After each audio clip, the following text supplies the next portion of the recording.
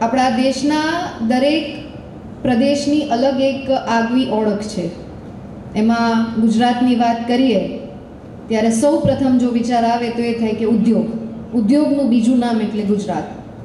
પણ આ એસેન્સને બૂસ્ટ મળે અને ગુજરાત સમગ્ર દેશ અને દેશની સાથે સાથે ગ્લોબલ ઉદ્યોગનું એપિસેન્ટર બને, એના માટે આપણે વાઇબ્રન્ટ ગુજરાત ગ્લોબલ સમિટ એ વખતના તત્કાલીન મુખ્યમંત્રી અને આપણા દેશના યશસ્વી પ્રધાનમંત્રી શ્રી નરેન્દ્રભાઈ મોદી સાહેબ દ્વારા 2003માં આ સમિટને શરૂ કરવામાં આવી. પહેલાંનો બટન ઉદ્યોગ હતો અને ત્યારબાદ બ્રાસના કારખાના આપણે બનાવવામાં આવ્યા અને એમાં જે નાના રોજમદારો કે જે જ પછી આ કારખાનાના ઓનર્સ બન્યા, ત્યારે ઘણા અનેક સંખ્યામાં ભૂમિએ નાના મોટા ઉદ્યોગકારોને એમની ઉદ્યોગ સાહસિકતા દર્શાવવા માટે થઈ અને મંચ પૂરું પાડ્યું છે.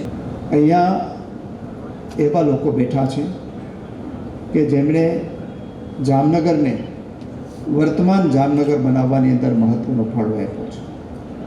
વાઇબ્રન્ટ ગુજરાત મહોત્સવ એક બ્રાન્ડ બનીને આજે ગુજરાતને વિશ્વના નકશામાં સ્થાન આપવાનું કોઈએ શરૂઆત કરી હોય અને કોઈએ કામ કર્યું હોય તો એ આપણા યશસ્વી પ્રધાનમંત્રી નરેન્દ્રભાઈ છે.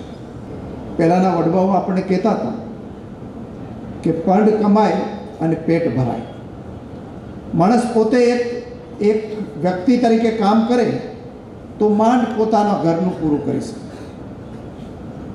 પણ જો એ નોકરીદાતા બને તો અનેકનું કલ્યાણ કરે. અહીંયા જામનગરની અંદર ખૂબ મોટું પોટેન્શિયલ પડેલું છે.